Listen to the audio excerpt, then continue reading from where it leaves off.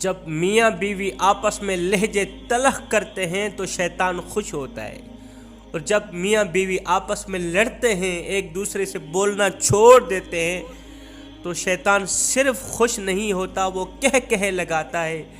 بچوں کو ذہنی دباؤ کا شکار دیکھ کر، بچوں کو ماں باپ کو لڑتا دیکھ کر شیطان خوش ہوتا ہے، خوش ہو کر کہہ لگا کر دیگر شیاطین کو آواز دیتا ہے، ادھر آؤ ادھر آؤ۔ سارے دوڑ کے آ جاتے ہیں۔ ہاں جی، پھر کون سا پھڈا ڈال دیا؟ کہتا ہے آج میں نے بہت بڑا کام کیا ہے، ہنستے بستے گھر کو اجاڑ دیا۔ مضبوط رشتے کو، میاں بیوی جیسے مضبوط رشتے کو توڑ دیا ہے۔ کوشش کرنا ان کے آپس میں صلح نہ ہونے دینا، یہ آپس میں صلح نہ کر پائے۔ بچوں کو ذہنی دباؤ کا شکار کر دیا میں نے، ایک بہت بڑا کارنامہ سر انجام دیا۔ بچوں کو ذہنی دباؤ کا شکار کر دیا، بچوں کی نظروں کے سامنے ان کے ماں باپ کو آپس میں لڑا دیا، آپس میں جھگڑا دیا، اب وہ آپس میں بولتے نہیں ہیں۔ کوشش کرنا ان کے آپس میں صلح نہ ہونے دینا۔ جب تک یہ صلح نہیں کرتے تب تک ان کے گھر رحمت کے فرشتے نہیں آئیں گے۔ جب تک یہ میاں بیوی دونوں آپس میں صلح نہیں کرتے، رزق کے تمام دروازے ان کے لیے بند کر دیے جائیں گے، برکتیں بند کر دی جائیں گی، رزق آنا بند ہو جائے گا۔ جب تک یہ دونوں آپس میں بولتے نہیں، بیماریاں، دکھ، تکلیفیں، پریشانیاں جہاں کہیں بھی ہوں، ہمیں بلانے کی ضرورت نہیں، وہ خود بخود ایسے دوڑ کر ان کو تلاش کریں گی جیسے مرنے والے کو موت کا فرشتہ تلاش کرتا ہے۔ پریشانیاں، دکھ، تکلیفیں ان کے گھر آ کے، بلکہ انہی کے گھر کے اندر سے ہی جنم لیں گی، پیدا ہوں گی، جب تک یہ آپس میں بولتے نہیں، ان کی آپس میں صلح نہ کرنے دیں۔ ان کی یہی بد اخلاقی ان کے گھر کو برباد کر کے رکھ دے گی، ان کے بچوں کا مستقبل برباد کر کے رکھ دے گی۔ یہ بد اخلاقی ان کو اللہ کی رحمت سے دور کر دے گی، ان کو اللہ کے قریب نہیں جانے دے گی، اللہ کے کرم سے، اللہ کی رحمت سے، حلال رزق سے، سکون سے، چین و قرار سے دور کر دے گی۔ ان کو آپس میں ملانا نہیں ہے، کوشش کرنا یہ آپس میں صلح نہ کر۔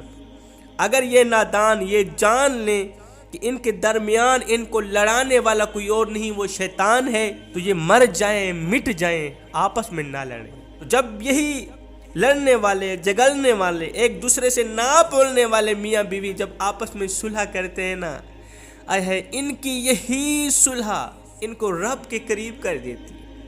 میاں بیوی کی صلح اللہ کی محبت کے قریب کر دیتی، اللہ کے قرب کے قریب کر دیتی، اللہ کے کرم کے قریب کر دیتی ہے، رحمت کے قریب کر دیتی ہے، رزق کے تمام دروازے کھول دیتی ہے، رحمت کے تمام دروازے کھول دیتی ہے، رحمت کی بارش برستی جب ان کی آپس میں صلح ہوتی ہے، رزق کی بارش برستی، پھر پریشانیوں کے جنازے نکلتے نظر آتے ہیں، سکون عروج پر آ جاتا ہے۔ جب یہ دونوں آپس میں صلح کرتے ہیں، ان کی یہ صلح اللہ تعالیٰ کو اتنی پسند آتی ہے، اللہ تعالیٰ ان پہ اتنا راضی ہوتا ہے، ان کی صلح پر اللہ اتنا راضی ہوتا ہے، اللہ فرشتوں کو فرماتا ہے، فرشتوں مبارکباد ہو، آج میرے بندوں نے آپس میں صلح کر لی، آج ٹوٹے ہوئے دل ایک بار پھر سے جڑ گئے۔ انہوں نے شیطان کے منہ پر لعنت ماری ہے، انہوں نے رحمان کو راضی کیا، پیدا کرنے والے رب کو راضی کیا، آپس میں صلح کر لی۔ میں ان پہ اس جہان میں بھی راضی، میں قبر میں بھی راضی، اور میں حشر میں بھی راضی رہوں گا۔ انہوں نے شیطان کی نہیں مانی، شیطان کو ناکام بنا دیا، انہوں نے میرے اور میرے رسول کی رضا پر آپس میں صلح کر لی۔ بچوں کے اچھے مستقبل کے لیے، خوبصورت زندگی گزارنے کے لیے، میری رضا کے لیے انہوں نے آپس میں صلح کر لی، میں ان پہ راضی ہوں۔ میری ماؤں، بہنوں، بیٹیوں، او میرے بھائیوں، آپس میں کبھی نہ لڑنا، لڑائی جھگڑا نہ کرنا، شیطان کا اس میں ہاتھ ہوتا ہے۔ ایک اچھا شوہر ہمیشہ بیوی کی عزت کرتا ہے، بیوی کی رسپیکٹ کرتا ہے، بیوی کو گالی نہیں دیتا، اچھا شوہر بیوی کو مارتا نہیں، بیوی سے لڑتا جھگڑتا نہیں، بچوں کو ذہنی دباؤ کا شکار نہیں کرتا، جو اچھا انسان ہوتا ہے۔ میرے کریم نبی نے فرمایا، دنیا میں دو انسان بہترین انسان، دو لوگ بہترین لوگ ہیں، وہ کون سے لوگ ہیں؟ ایک جو قرآن پڑھتا ہے اور دوسروں کو پڑھاتا ہے، جو خود بھی پڑھتا ہے دوسروں کو پڑھاتا ہے، یہ بہترین انسان ہے۔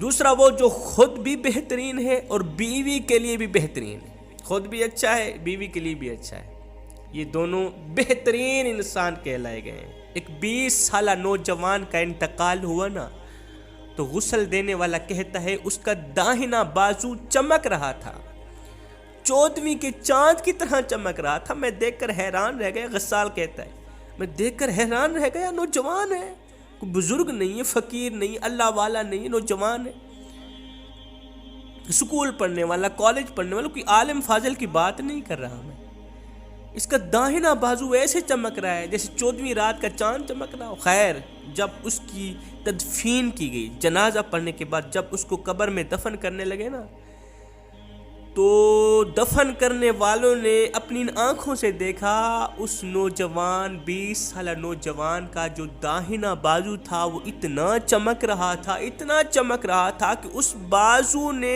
قبر کو روشن کر دیا، قبر کے اندر اتنی روشنی ڈالی نا، جنت کے باغوں میں سے باغ بن۔ اس کی تدفین کی گئی، سارے لوگ اس کی ماں کے پاس آئے، کہا ماں ایک بات تو بتا، آخر تیرا بیٹا کون سا ایسا عمل کیا کرتا تھا جس کی بدولت اس کو اتنی جزا ملی کہ اس کا داہنا جو بازو تھا نا نور کی طرح چمک رہا تھا، 14ویں کے چاند کی طرح چمک رہا تھا۔ کہتی تعلیم مکمل کرنے کے بعد، کالج سے فراغت کے بعد میرے بیٹے کو ایک اچھی سی نوکری مل گئی، اچھی سی نوکری مل گئی۔ جب اسے اچھی نوکری ملی تو اچھے اچھے رشتے بھی آنے لگے، اچھے اچھے رشتے آنے لگے، خوبصورت ترین لڑکیوں کے رشتے آنے لگے۔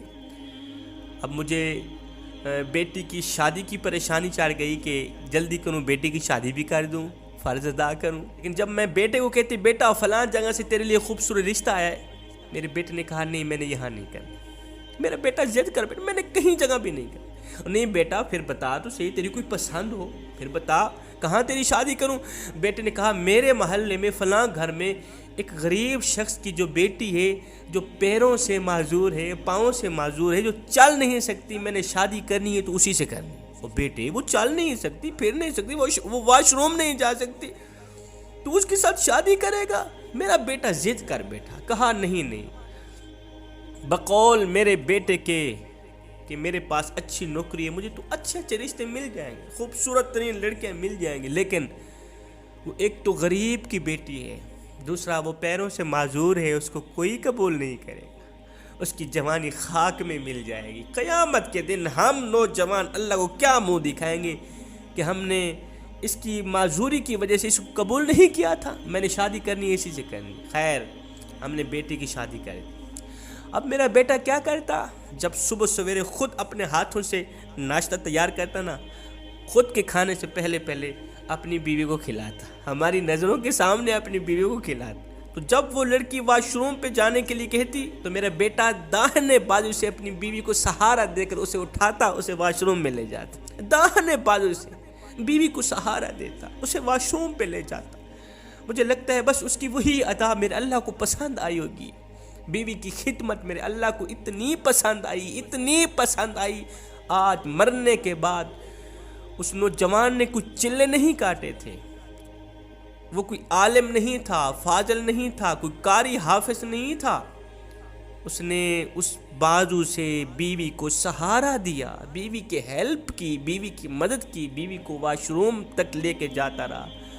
آج مرنے کے بعد اس کے کندھے کی روشنی نے قبر کو نور کر دیا ہے، قبر کو روشن کر دیا، اس کا کندھا 14ویں کے چاند کی طرح چمک رہا ہے۔